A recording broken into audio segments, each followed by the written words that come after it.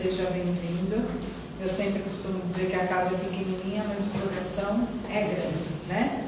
Quero agradecer a todos que sábado a gente fez a entrega das cestas, né, para as famílias.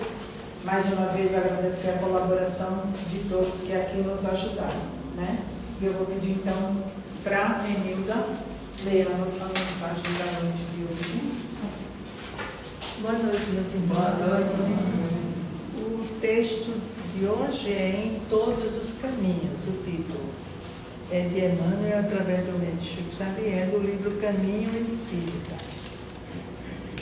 Seja qual for a experiência, convence-te de que Deus está convosco em todos os caminhos. Isso não significa omissão de responsabilidades ou exoneração da incumbência de que o Senhor nos investiu. Não há consciência sem compromisso, como não existe dignidade sem lei. O peixe mora gratuitamente na água, mas deve nadar por si mesmo. Ninguém recebe talentos da vida para escondê-los em poeira ou ferrugem.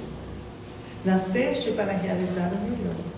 Para isso, é possível te defrontes com embaraços naturais ao próprio burilamento, com a criança que se asfalfa compreensivelmente nos exercícios da escola. Se o conhecimento exato da onipresença divina ainda não te acorde a mente necessitada de fé, pense no infinito das bênçãos que te envolvam, sem que despendas mínimo esforço. Não contrataste engenheiro para a garantia do sol que te sustenta. Reflete nas riquezas ilimitadas ao teu dispor nos conservatórios da natureza e compreenderás que ninguém vive só. Confia, segue, trabalhe e constrói para o bem. E guarda a certeza de que, para alcançar a felicidade, se fazes teu dever, Deus faz o resto. Então aqui está mais um para a gente refletir, não é? Nas coisas que a gente deve fazer, para a gente alcançar um pouquinho dessa felicidade que a gente tanto procura. Se faz o bem, você tem a recompensa do bem. Fazer a nossa prece.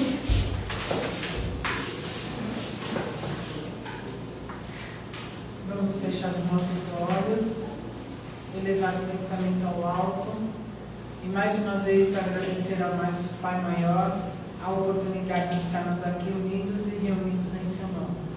Amado Mestre Jesus, pedimos a Ti que olhe por todos aqueles que estão no momento de dor e sofrimento, aqueles que se encontram nos leitos de um hospital, abandonados pelas ruas e nos presídios, que Tu possa amparar a cada filho que ali se encontra, derramando sobre eles as Suas bênçãos. Pedimos ainda a espiritualidade amiga, que possa intuir o palestrante na noite de hoje e que possamos entender os Seus ensinamentos. Pedimos a proteção e a orientação, não somente agora, mas para todos sempre. Que assim seja. E na noite de hoje, com a nossa palestra, nosso irmão Vitor com o tema O Homem de Bem. Se quiser usar o microfone, fique à vontade.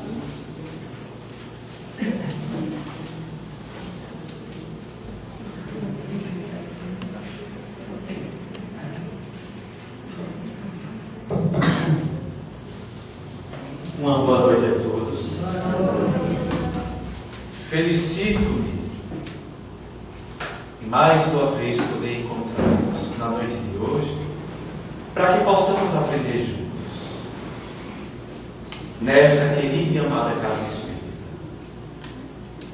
como uma verdadeira família universal que somos. E então saudarei-os mais uma vez. Senhoras, senhores, trabalhadores de casa, irmãos e irmãs, espíritas, encarnados, também a todos os desencarnados aqui presentes, que estão aqui também para aprender, auxiliar, servir.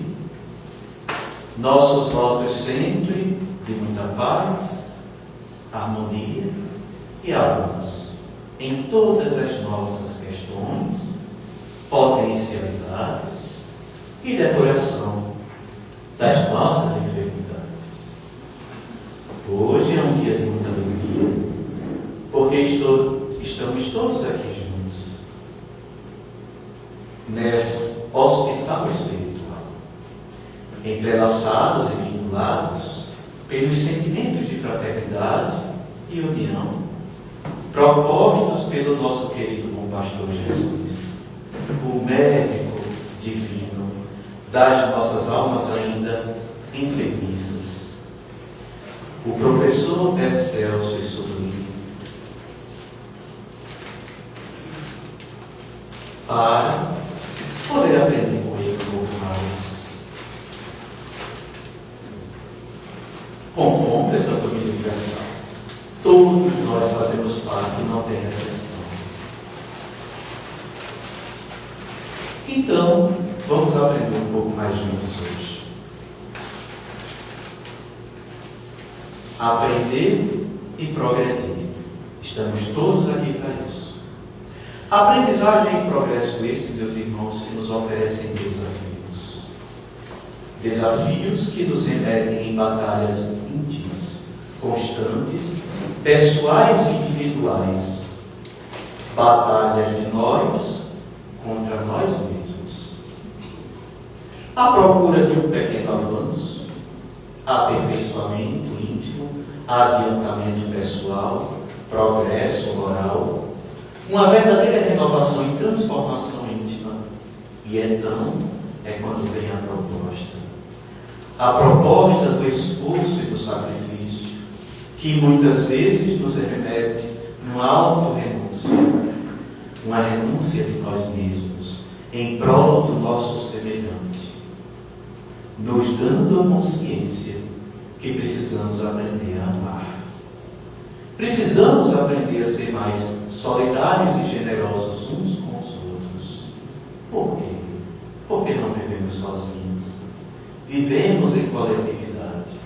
Então precisamos sim aprender a amar. Durante muito tempo, o conceito de salvação da alma remete, consiste e está atrelado apenas à adesão formal a uma religião, a adesão formal ao Cristo, a adesão formal ao cristianismo, a adesão formal a um Salvador, aquele que salva. E então, com isso, a religião é apenas um rótulo que eu visto. E vestindo esse rótulo, eu não preciso mais me preocupar com o meu progresso íntimo, moral, meu adiantamento, meu aperfeiçoamento, minha renovação e minha transformação. Basta apenas acreditar em algo e então eu não preciso fazer algo. Basta apenas acreditar em Jesus como sendo meu Salvador, que imediatamente o passaporte para a felicidade está garantido, meus problemas estão resolvidos e as transcendentes questões do infinito todas estão solucionadas. Será que é assim mesmo? Seria tão cômodo e tão fácil se fosse assim. Será que a felicidade é apenas baseada em uma crença? Será que a felicidade não seria baseada numa renovação, em uma verdadeira transformação íntima, à procura do sentimento do amor incondicional que Jesus veio nos ensinar? Será que basta acreditar em Jesus como sendo o Salvador? Ou será que precisamos aprender a ser um servidor do Cristo? Ser mais solidários e generosos?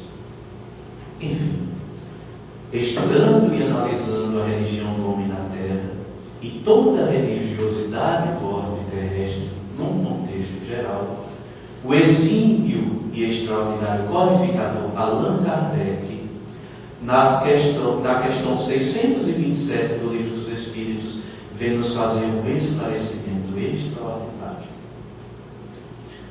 Kardec pergunta o seguinte: tendo em vista que Jesus já nos ensinou as verdadeiras leis de Deus, qual seria o sentido e o propósito ensinamentos dados pelos Espíritos? Será que tem os Espíritos algo a mais a nos ensinar, mesmo depois de que Jesus veio e nos ensinou? E então, essa é a pergunta. Os Espíritos respondem a Kardec que nos dias atuais da época tinha sim a necessidade de maiores orientações e explicações. Por quê? Porque Jesus falava em parábolas, de forma alegórica, de acordo com a época e os lugares. Então, naquele momento, tinha sim a necessidade de maiores esclarecimentos.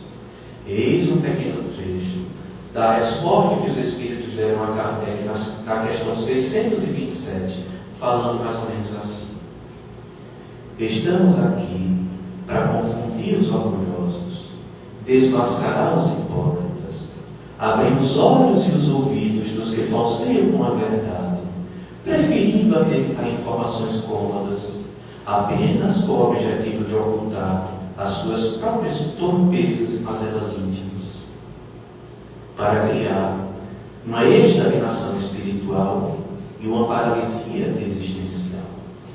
Mas o reino de Deus precisa ser implantado na Terra. A Terra precisa ser um planeta mais feliz. O homem precisa aprender a amar. O progresso se faz necessário. Então, com essa resposta, chegamos à conclusão que não basta apenas acreditar em algo, mas é preciso também fazer algo.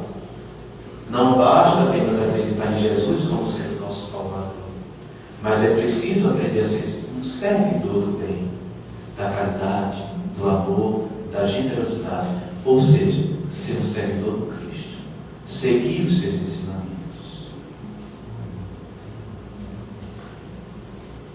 No Livro dos Espíritos, tem uma frase muito interessante que diz o seguinte: a moral sem ação é como a semente sem o trabalho. Do que adianta plantar, mas não trabalhar para que ela frutifique e nos alimente com o sabor adocicado do fruto do amor? Existe um ensinamento cristão que nos diz o seguinte: a fé sem obras é uma fé morta. Chico traz essa mesma frase, apenas com um finalzinho diferente, quando nos diz o seguinte: a fé sem obras é como uma flor artificial em cima da mesa. Ou seja, não tem encanto, não tem beleza, não tem expressividade. E então remetemos a mente brilhante do matemático John Nash, que nos diz o seguinte: é somente nas misteriosas equações do amor que alguma lógica real pode ser encontrada. Qual seria o sentido dessas frases, meus irmãos? Nos dá a consciência que precisamos aprender a amar. E quem foi que veio nos ensinar a amar? Jesus. Então, com isso, chegamos à conclusão de que nosso maior desafio existencial é ser como Ele, amar como Jesus. Eita, Vitor, agora me assustei. Amar como Jesus.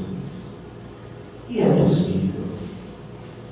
Jesus está num patamar moral muito acima, léguas à distância à frente de nós. E olha que léguas ainda é muito pouco, viu? Jesus é um espírito puro, perfeito, está nas máximas estações de sublimação de alma, já goza da felicidade eterna.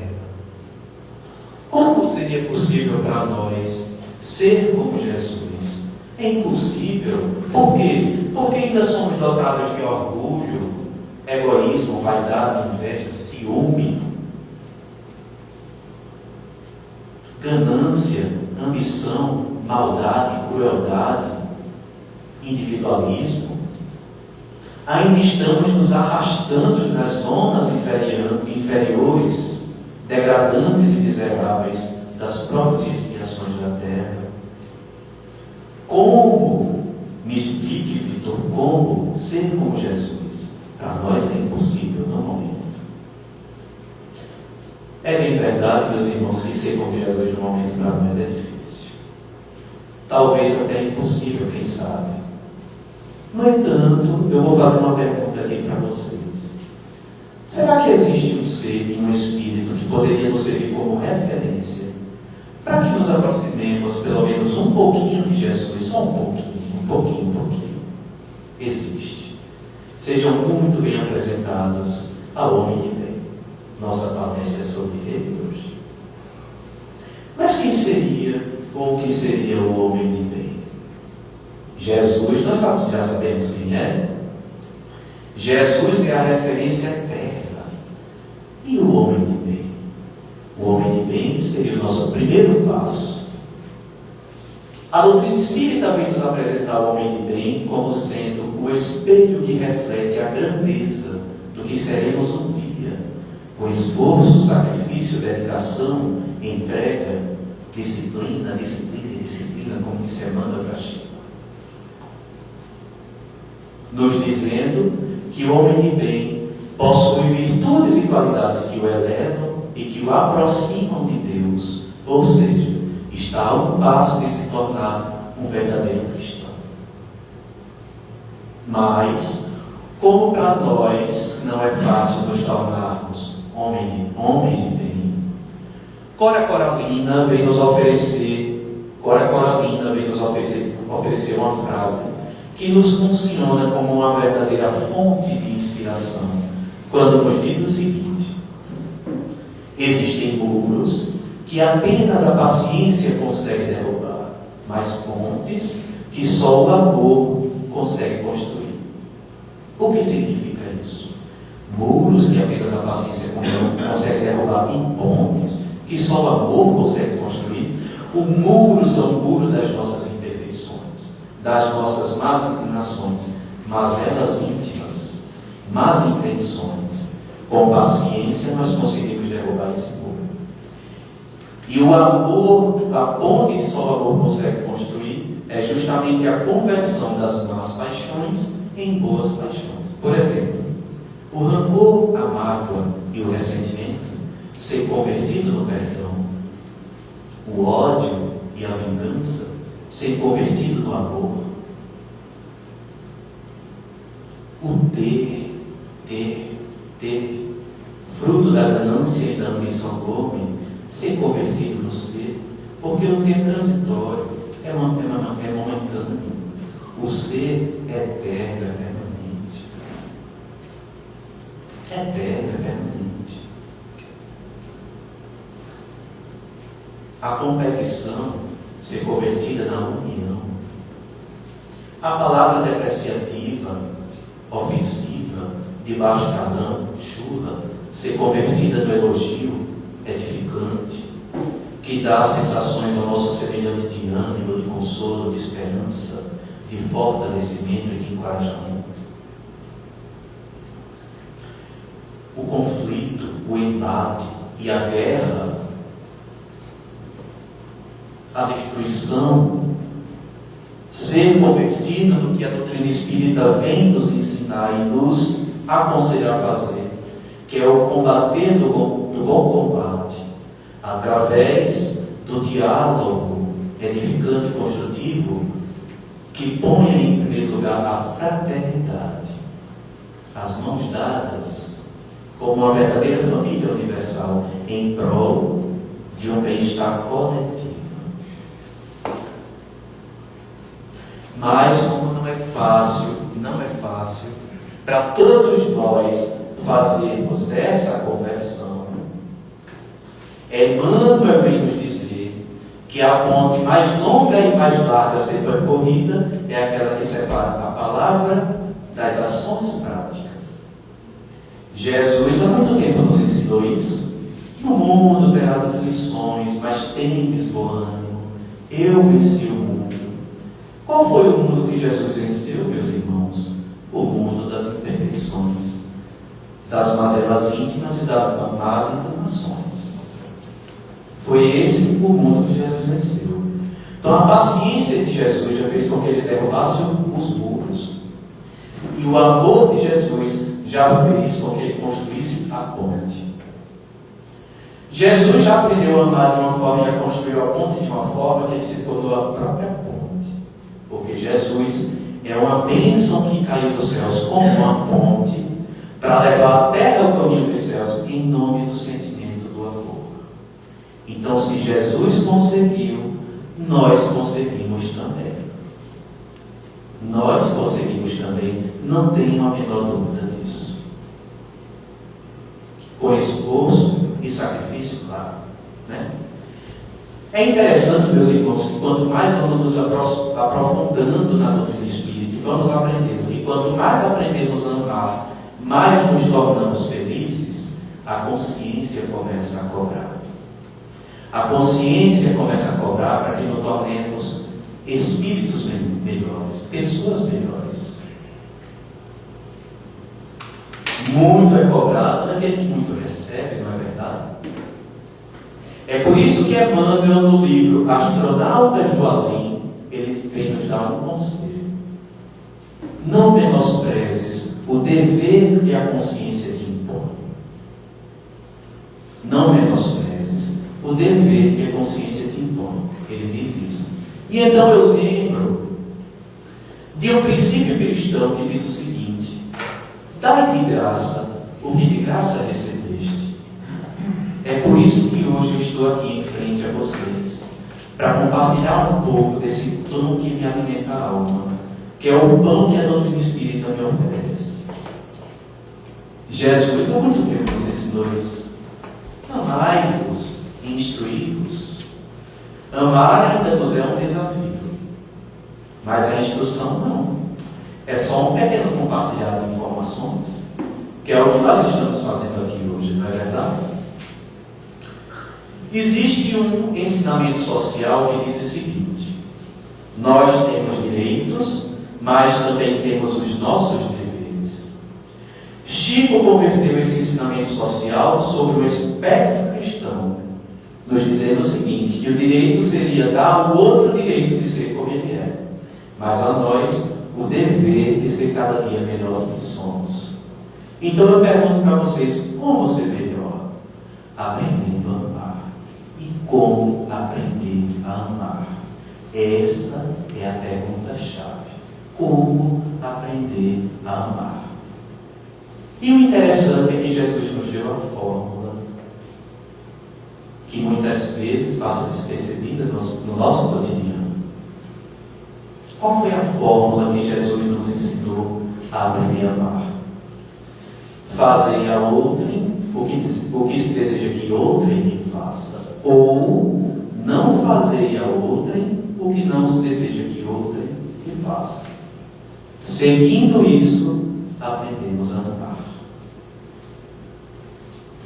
E então eu lembro de uma palavra que ecoa em todas as paredes de cada centro espírita,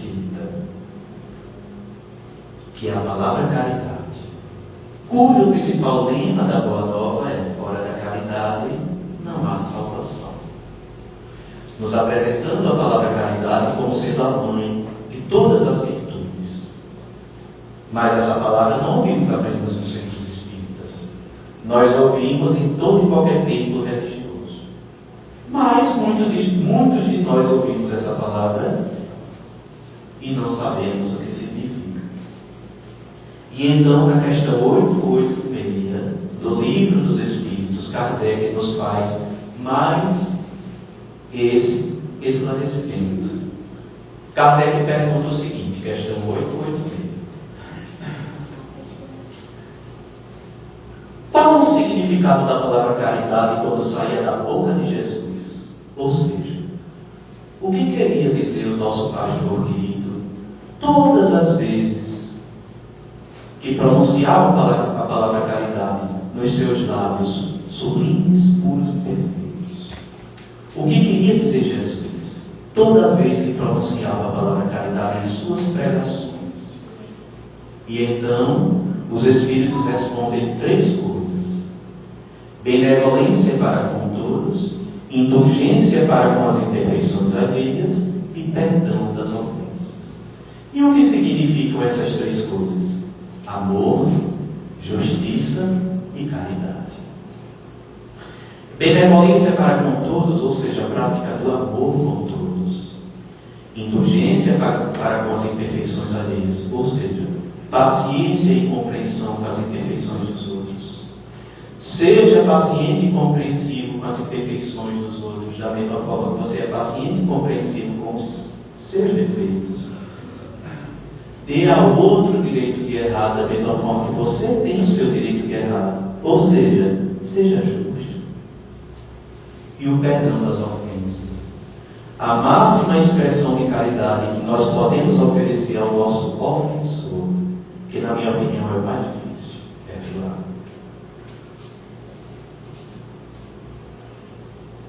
Mas, como não é fácil para nós fazermos isso, a doutrina espírita vem nos recomendar estabelecer 3 tipos de relações: de nós com nós mesmos, de nós com o outro e de nós com Deus. E que relações seriam essas?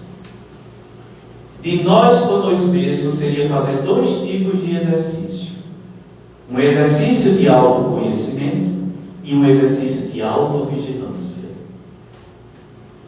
O exercício de autoconhecimento seria conhecer as mais íntimas e profundas imperfeições e mazelas íntimas que nós mesmos temos. Por quê? Porque o ditado diz que nós conseguimos remediar a ferida quando ela está, melhor a ferida quando ela está exposta. Mas não exponha para os outros, exponha para si mesmo. Converse consigo mesmo, faça uma auto-reflexão.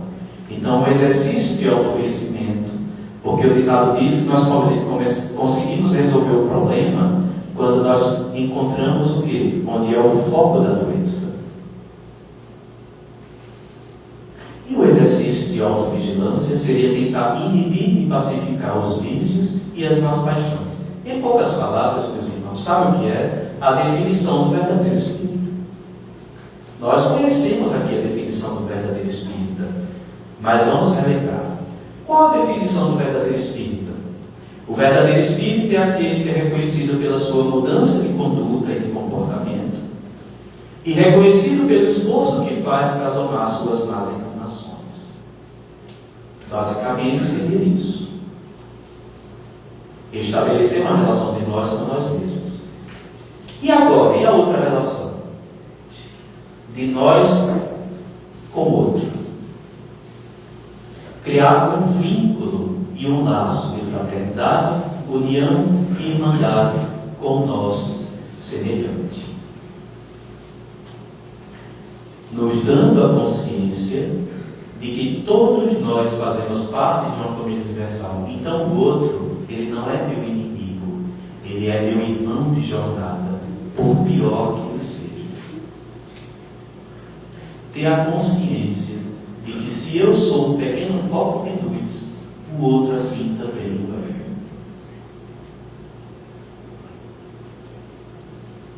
Então, essa seria a relação de nós com o outro. E a relação de nós com Deus? Que relação seria essa? Romper o limiar da matéria e ir em direção ao limiar do Espírito. Ou seja, encontrar o reino de Deus dentro de si. Como assim? Aprender a amar. Expandir essa essência divina e essa chama sagrada que todos nós temos, que é a chama do amor. Porque nascemos para amar. Porque quanto mais aprendemos, mais nos tornamos felizes. Ou seja, estreitar o vínculo e o laço entre a criação e o Criador. Deus nos faz a sua imagem e semelhança, não é verdade? Mas é na parte física? Não. É como uma centelha etérea. Ou seja, uma pequena faísca de luz. É dessa forma que Ele nos faz a sua imagem e semelhança. É dessa forma. Para entendermos melhor esses 3 tipos de relações, agora vamos a outra pergunta do Livro dos Espíritos. Agora vamos para a pergunta de número 919. O Livro dos Espíritos ele contém 1019 questões. Vamos para 100 questões antes do final. Na questão de número 919, Kardec pergunta o seguinte: qual a fórmula e o método mais eficaz para que possamos ser felizes no mundo do lutando e vencendo as nossas más inclinações. Então os Espíritos respondem a Kardec: um sábio na antiguidade, já vos disse, conhece-te a ti mesmo. O sábio da antiguidade que os Espíritos se referiram, quem foi? Sócrates. Conhece-te a ti mesmo. Santo Agostinho, ele comenta essa resposta. Santo Agostinho fala o seguinte: por que vocês não fazem como eu? Fazei como eu, que todos os dias, ao final de cada dia, ao cair da noite, antes de dormir, eu fazia um exame de minha consciência. Primeiro, eu me perguntava se tudo o que eu estava fazendo era bem visto aos olhos de Deus. Segundo, se eu estava sendo bom o suficiente ao meu semelhante. Quando me deparava com o mal que tinha feito, no outro dia eu já reparava o mal que tinha feito. E quando eu me deparava com o bem, eu continuava. Olha só que conselho maravilhoso que Santo Agostinho nos dá. Não é verdade? Eu queria, meus irmãos, fazer uma proposta aqui agora.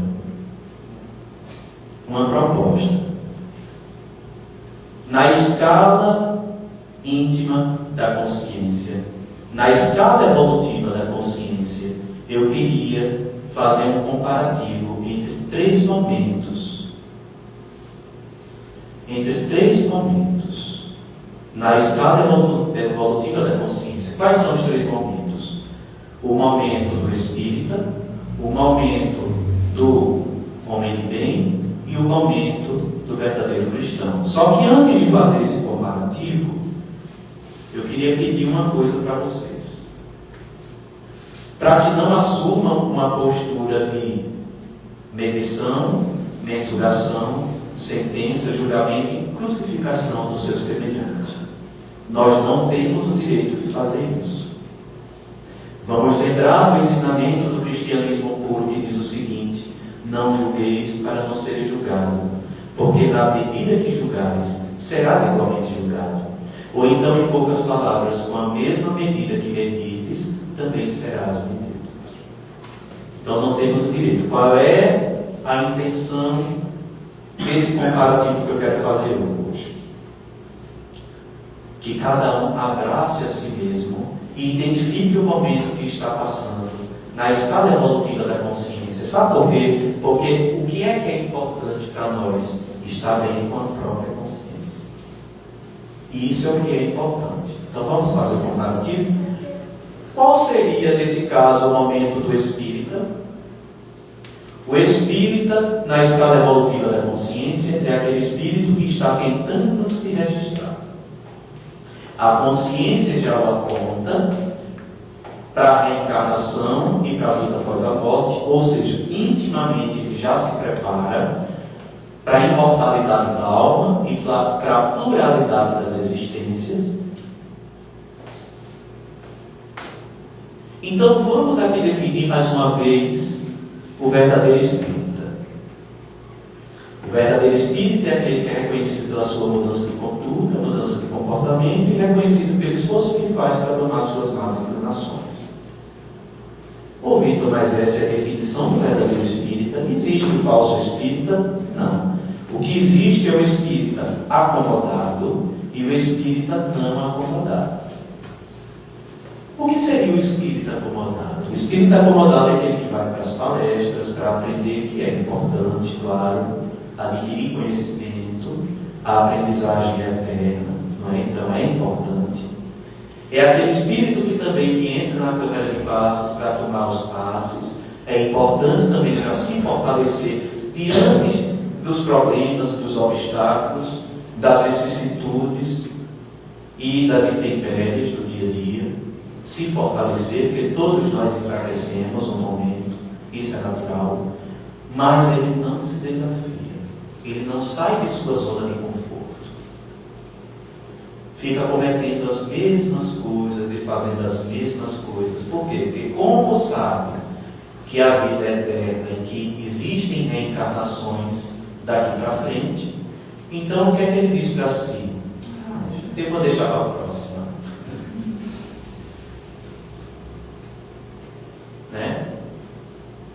Vou deixar para a próxima. E aí, continua na zona de conforto. Não muda, continua fazendo as mesmas coisas. E o espírita não acomodado, quem seria? Também faz a mesma coisa, vai para as palestras, para aprender, entra na câmara de passes, também para se fortalecer, porque todos nós estamos no mesmo barco, meus irmãos. Estamos no mesmo planeta, todos nós. Mas ele se desafia, sai de sua zona de conforto. Além de assistir às palestras lá em casa, poder ler os livros. Imediatamente se engaja numa ação social beneficente, se disciplina, luta contra suas más inclinações, se esforça para tentar se domar. E quando não tem materialmente algo para ajudar, ele tem uma palavra sempre de conforto, consolo, esperança, encorajamento, ânimo, uma palavra de força, que chega a dar gosto de conversar com uma pessoa assim, porque ele não enfraquece. Ele não enfraquece, ele tem bom ânimo, sempre tomado de esperança. E esse é o momento do espírita. Vamos agora ao momento do homem de bem.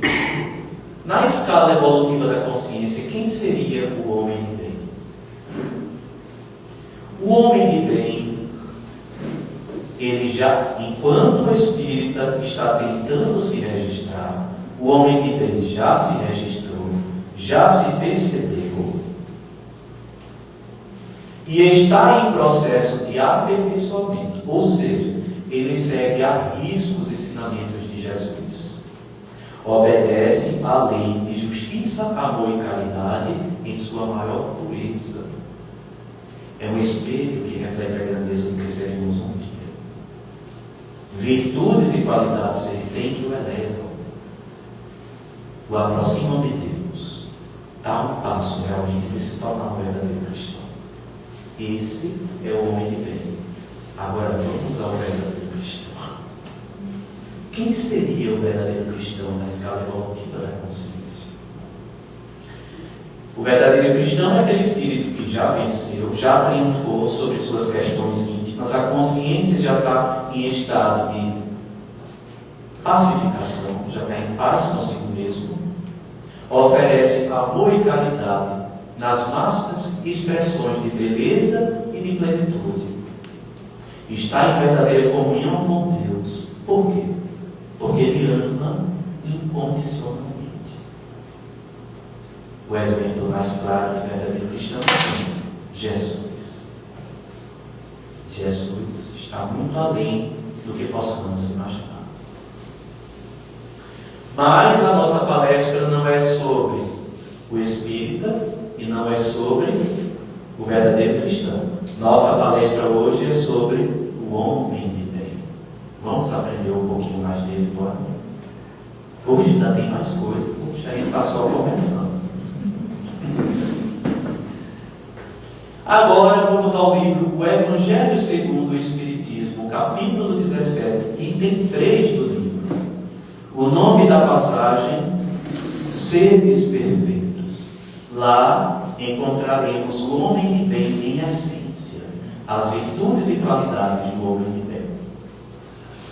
Só que antes da gente citá-las aqui, eu separei os trechos mais importantes para serem citados hoje, porque é muita coisa. Antes de citá-los, eu queria fazer um pedido para vocês. Para quando vocês ficassem cientes das virtudes e qualidades, ou seja, do homem de bem em essência, vocês não sentissem como eu me senti. Eu me senti desse tamanho. Desse tamanho, meus irmãos. Eu separei 3 parágrafos. Vamos até o primeiro parágrafo. O primeiro parágrafo diz o seguinte: o homem de bem obedece à lei de justiça, amor e caridade em sua maior pureza. Questiona a sua consciência sobre seus próprios atos, perguntando se não está violando essa lei. Se praticou mal, se fez todo o bem que podia, se desprezou por vontade própria a oportunidade de ser útil e se fez aos outros tudo o que gostaria que lhes fizesse. O que nós podemos tirar desse primeiro parágrafo? Que o homem de bem, ele assumiu o compromisso consigo mesmo e faz uma auto-reflexão para ver se realmente ele está cumprindo com o compromisso que ele bem confirmou. E qual seria o compromisso? De aperfeiçoamento íntimo. Esse é o primeiro parágrafo. Agora vamos lembrar do conselho que Santo Agostinho nos deu, aquela auto-reflexão, né? No final do dia, ao cair da noite, antes de dormir, ele se perguntando, não é? Se tudo que ele estava fazendo era bem visto aos olhos de Deus, se ele estava sendo bom o suficiente ao semelhante, se ele se deparava com o mal, ele imediatamente reparava o mal, e se reparava, se deparava com o bem, ele continuava. Pronto, é basicamente isso. Olha aí a reflexão. Novamente, no Evangelho segundo o Espiritismo, no primeiro parágrafo. Vamos ao segundo parágrafo. O homem de bem deposita a fé em Deus e confia inteiramente na sua justiça, na sua bondade e na sua sabedoria. Sabe que nada acontece sem a permissão do Criador e se submete às vontades de Deus em todas as coisas. O homem de bem tem fé no futuro, razão pelas quais coloca os bens espirituais acima dos bens materiais. O homem de bem não se envadece de sua riqueza e não gasta de forma exagerada, porque sabe que um dia vai prestar contas. E o homem de bem sabe que todas as alternativas da vida, ou seja, todas as vicissitudes, todas as intempéries, todos os obstáculos, problemas, dificuldades, todas as dores e todas as angústias são provas ou expiações. Então ele as aceita sem lamentações. Olha só a diferença para nós.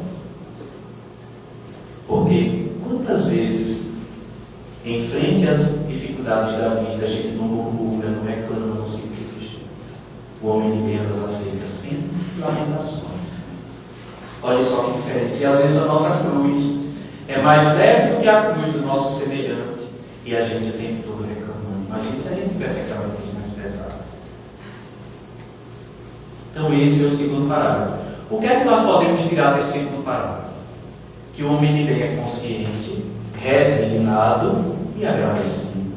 Coisa que ainda não somos. Olha só que diferença. Agora vamos ao terceiro parágrafo. O terceiro parágrafo é o mais longo e, na minha opinião, o mais bonito. Por quê? Porque eu já vou dar o spoiler. Traz o homem de bem justo, amoroso, caridoso, consolador e generoso. Quer ver? O terceiro parágrafo inicia da seguinte forma: o homem de bem tem o sentimento de amor e caridade, sem esperar nada em troca ou pagamento algum. Retribui o mal com o bem, toma a defesa do fraco contra o forte e sacrifica seus interesses sempre em prol da justiça.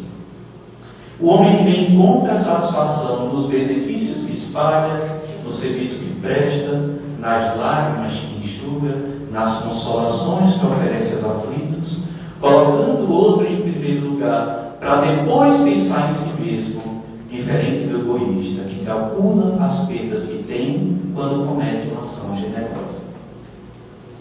O homem de bem é bom, humano, gentil e generoso com todos, sem distinção, porque em todos ele vê seus irmãos.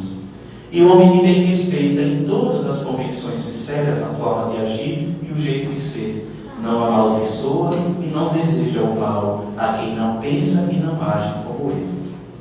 Em todas as circunstâncias da vida, o homem de bem toma como seu guia a caridade, sem medir, sem julgar, sem sentenciar e sem crucificar ninguém. E procurando em si ensinamento com os seus próprios erros, ele tenta sempre se melhorar. O homem de bem é indulgente com as fraquezas alheias, porque sabe que também necessita de indulgência e carrega sempre consigo aquela frase célebre de Jesus: aquele que nunca cometeu pecados, que atire a primeira pedra. O homem de bem não possui o dedo apontador, não evidencia os erros dos outros. Sempre que pode, ele tenta atenuar esse mal. O homem de bem estuda suas próprias imperfeições e trabalha incessantemente em enfrentar, combatê-las, para no outro dia poder dizer que tem algo melhor do que no dia anterior. E por fim, o homem de bem não tem o sentimento de mágoa, ressentimento, ódio e não deseja se vingar de ninguém. E a exemplo de Jesus, que no momento da crucificação pediu para que Deus nos perdoasse, dizendo que nós não sabíamos o que fazíamos, o homem de bem também perdoa a todos, tomando consciência de que errar ainda faz parte de uma condição humana, mas perdoar já faz parte de uma esfera divina. Então ele procura sempre o lado divino dentro dele. É interessante, terminou ali. É interessante porque vemos as virtudes e qualidades, todas essas potencialidades do homem de bem, e interpretamos ele como um super-herói, né? Inalcançável, com superpoderes, e não tomamos consciência de que seremos nós futuramente, com esforço, sacrifício, dedicação, entrega, disciplina. E diz Kardec que aquele que possui pelo menos uma dessas virtudes é um passo muito importante para conquistar todas as outras. E nos dá uma frase muito interessante sobre o herói, dizendo o seguinte: o verdadeiro herói é aquele que consegue atravessar o oceano dos problemas sem se macular. Vamos dar um exemplo? Chico. Eu acho que na biografia de Chico, quem assistiu sabe que Chico teve um momento que ele foi levado pelo pai para um bordel, para tirar a virgindade. Por quê? Porque era a tradição da época. O pai levar o filho para tirar a virgindade no bordel. O que é um bordel? Não vou dizer que é um ambiente de promiscuidade, porque aí seria julgar, atirar pedras. Não. O bordel é um ambiente em que vários espíritos que têm essa dificuldade, querem satisfazer suas necessidades sexuais. Mas o que foi que Chico fez quando chegou lá? Se deu as mãos com todas as garotas, fizeram um ciclo e retorno para nós. Olha só que diferença, né? Então Chico ele foi para um ambiente, vou usar a palavra promíscuo, mas não se tornou igual promíscuo. Olha só, esse foi o verdadeiro herói. Mas deixa eu vos falar uma coisa, meus irmãos, nem sempre o homem de bem, ele agrada, viu? Às vezes o homem de bem, ele incomoda. Às vezes o homem de bem é mal visto e até mesmo odiado, viu? É mesmo, Vitor, é. Uma vez um jovem homem de bem foi perguntar a um homem sábio: por que todos me odeiam? Eu procuro sempre oferecer amor, compreensão sobre as imperfeições dos outros. Compartilho o pão de cada dia com todos. Quando eu não tenho, uma palavra de consolo, de esperança, de força, de encorajamento, de ânimo. Meus problemas eu guardo para mim, não ofereço a ninguém. E sempre que eu posso, todas as vezes, eu procuro amar ao meu semelhante. Mas por quê? Porque eu incomodo tanto a todos. Então o homem sábio respondeu: porque quem está acostumado a viver no escuro, meu filho, se incomoda quando vê luz.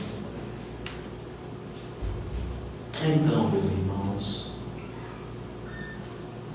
quando nós cometemos um ato de maldade, de crueldade, um equívoco, um erro, lembremos que no tribunal íntimo de nossa consciência, o amor é quem nos absolve. Lembremos da palavra de Simão Pedro quando diz que o amor é que cobre a multidão dos pecados. O serviço do bem é a muralha defensiva das tentações. Paulo de Tarso diz isso no livro Paulo Estevão, e o nosso querido Chico, que nos diz o seguinte: as ações de benemerência do homem é o seu advogado, seja lá onde ele estiver. E então vem a boa nova da doutrina espírita, o Consolador prometido, nos dizendo que todos nós seremos felizes um dia, que não existe sofrimento eterno, todos nós seremos felizes um dia. Do átomo ao arcanjo, do criminoso ao santo, do ignorante ao sábio, todos nós seremos felizes um dia, porque fazemos parte da lei do progresso divino, que é a lei de Deus. Amar, amar. Então percebemos assim que Deus, quando olha o homem, não vê uma obra imperfeita. Ele vê uma obra perfeita em execução. Quando Ele nos vê como sementes, já nos ama como frutos maduros. Claro que bem lá na frente, mas Ele já nos ama. Todos nós somos um sopro de amor do Criador e estamos destinados a divinos fins. Nas Sagradas Escrituras de Israel consta que 100 anos antes da vinda de Jesus existiam 2 homens sábios. Certa vez um jovem curioso e ansioso foi ao encontro do primeiro homem sábio e disse o seguinte: como eu queria entender a Deus nas máximas expressões de grandeza, encontrar a fórmula da felicidade e achar todas as respostas para os meus porquês. Mas eu não tenho tempo. Eu só poderia dispor do tempo em que eu pudesse ficar em pé com apenas um só pé. E então, o primeiro homem sábio, percebendo a profundidade da proposta e dessas perguntas, ele falou o seguinte: se eu fosse dar o que você quer, eu teria que dispor da minha vida, da tua vida e da vida do tempo. O homem ansioso e curioso, percebendo a profundidade daquela resposta, agradeceu fraternalmente e se retirou. Foi em direção ao segundo homem sábio. Se deparando com o segundo homem sábio, fez a mesma proposta. Mas todos me dizem que a vida é eterna, a vida é infinita. Existe vida em abundância além do túmulo, mas eu estou tão ansioso, estou tão curioso. Eu queria tanto entender a Deus nas máximas expressões de grandeza, saber qual é a fórmula da felicidade e encontrar a resposta para todos os meus porquês. Mas eu não tenho tempo. Eu só poderia dispor do tempo em que eu pudesse ficar em pé com apenas um só pé. E então, o segundo homem sábio, percebendo a profundidade daquelas perguntas, daquela proposta, chegou para ele e disse: pois não, ficai na posição em que vós propusestes, e darei o que tanto tu almejas. Imediatamente o homem foi tomado por uma sensação de euforia, ansiedade. Meu Deus, finalmente eu vou ter o que tanto procuro. E então o homem sábio chegou para ele e disse: preparado? Ele disse: sim, preparado. Preparado para a tão sonhada revelação que ele queria ter. E então o homem sábio chegou para ele e disse: ama. Ele perguntou: ama? Ele disse: sim, ama. E então ele perguntou: mas é só isso? Ele disse: sim, é só isso. Aí ele retrucou em todas as palavras, as escrituras, os textos, os parágrafos, nos livros de nossa tradição. Eu ignoro tudo aquilo? Ele disse: tudo aquilo é a explicação disso. Quem ama já não necessita.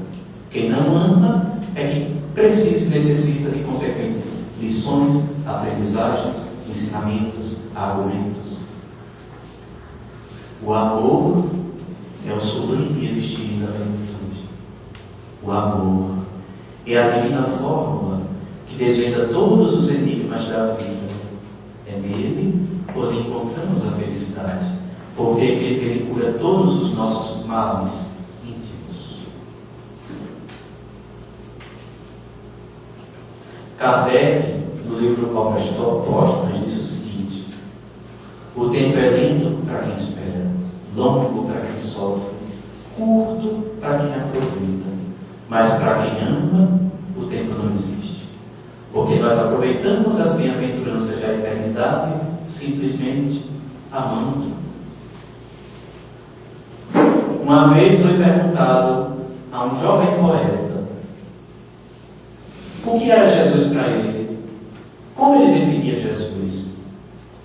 E então ele respondeu: para o cego, a luz, para o faminto, o pão, para o enfermo, a cura, para o pecador, o perdão, para o viajante, o caminho, abrigo para quem está sozinho, para o perdido, a salvação. E ao final desses pequenas frases, ele diz: Jesus é tudo em nossas vidas, e a gente sem ele não é nada. E o que seria Jesus para nós, meus irmãos? Amor. Amor. Então, amor é tudo em nossas vidas. A gente sem ele não é nada. Mas aí eu pergunto para vocês: qual a medida certa do amor? Santo Agostinho nos responde essa pergunta. A medida certa do amor é amar sem medir. Então lembremos, meus irmãos, o que nós somos é um presente de Deus, mas o que nós nos tornamos é o nosso presente para Ele. Vamos presentear a Deus, nos tornando pessoas melhores, aprendendo a amar, cada um com sua dificuldade, claro, porque não é fácil. Mas vamos em busca desse amor incondicional e daquela fórmula de Jesus, que Jesus nos deu: fazer a outro o que se deseja que o outro lhe faça, ou não fazer a outro o que não se deseja que o outro lhe faça. Divaldo, quando iniciou sua vida, quantas atividades mediúnicas estavam aflorando? Ele era jovem ainda, né? Joana de Ângeles apareceu para ele. E quando Divaldo percebeu que ele tinha que enfrentar, que não é fácil, ele perguntou: o homem, ele ainda é muito mau, ele é tão cruel. O que eu posso fazer com tanta crueldade e com tanta maldade, sendo apenas um? Por que o homem ainda é dessa forma? Joana chegou para ele e respondeu: é a saudade de Jesus, meu filho. A presença de Jesus, o amor de Jesus foi tão marcante na terra, que quando Jesus partiu, o homem não consegue, não sabe o que fazer com esse sentimento e age como age. E aí então Divaldo perguntou: e o que eu faço? Joana de Ângeles respondeu: mate a saudade de Jesus, oferecendo-lhes amor. E Divaldo foi o que foi, né? Prestando essa homenagem hoje para ele, que ele partiu há mais ou menos umas 2 ou 3 semanas atrás, né? Eu queria agradecer à casa a oportunidade de mais uma vez estar aprendendo aqui com todos, porque somos estudantes, todos nós, não é? E a essa plateia, querido, meu imenso, meu profundo, muito obrigado pelos olhos, atenção e ouvidos de todos.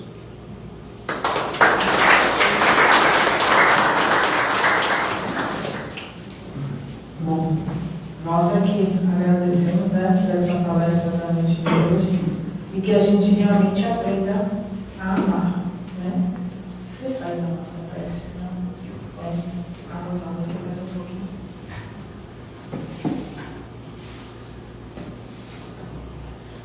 Bom, meus irmãos, todos nós vamos fechar os olhos, respirar fundo, nos concentrarmos, nos ajeitarmos em nossas cadeiras, elevar um pouco o nosso padrão vibratório para entrar em maior comunhão e sintonia com os desencarnados aqui presentes e os nossos espíritos construtores da bondade, oferecedores da fraternidade, da servidão do Cristo, agradecendo por mais uma oportunidade de estarmos todos aprendendo um pouco mais do coração de Jesus, porque Ele mesmo, o bom pastor querido, disse que quando tivesse a reunião de 2 ou 3 pessoas em teu nome, aqui Ele estaria. E então, tomando consciência da grandeza de Jesus, eu queria pedir permissão ao Mestre querido para proferir as palavras que há tanto tempo Ele nos ensinou, falando mais ou menos assim: Pai nosso que estais nas flores, no canto dos pássaros, no coração que bate em cada ser vivo, num gesto de perdão. Pai nosso que estais naquele que eu amo, naquele que me fere, naquele que busca e procura a verdade. Santificada seja a tua soberana justiça e bondade. Glorificado seja a tua onisciência, tua onipotência e tua onipresença.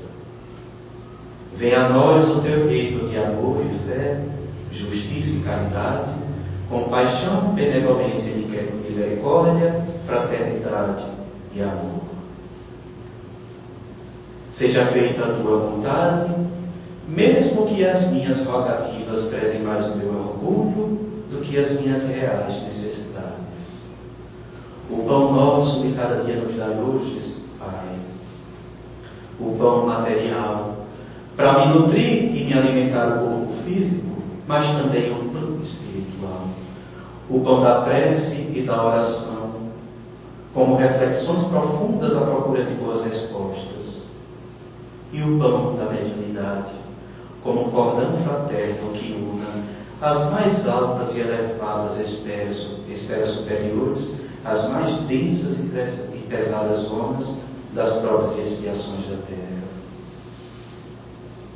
Perdoai as minhas faltas, as minhas ofensas, os meus equívocos, os meus erros, com a mesma proporção que eu possa perdoar ao meu ofensor e ao meu inimigo, mesmo que o meu coração esteja magoado, com a cicatriz amarga de um peito ressentido.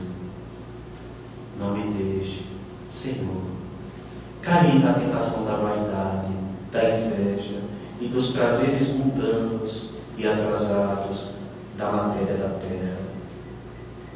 E livrai-nos de todo mal da tortura, do ódio e do sentimento de vingança, que é o pior de todos, porque me coloca abaixo e mais atrasado do que o meu ofensor, quando eu me vingo dele. E mesmo que se faça necessário um caminho cheio de espinhos, com muitas dores, angústias, oriundo de uma necessidade íntima em prol do meu crescimento e de minha renovação, que diante de tanta angústia e às vezes de tanta dor, que eu ainda tenha força e coragem para elevar as mãos para o alto e dizer: obrigado, Pai, por mais essa lição aprendida. Que os sentimentos fraternais de amor, generosidade, paz e tranquilidade de Jesus se instalem em todos os corações da terra, hoje, amanhã, para todo sempre, por toda a eternidade, onde quer que estejamos, que assim seja.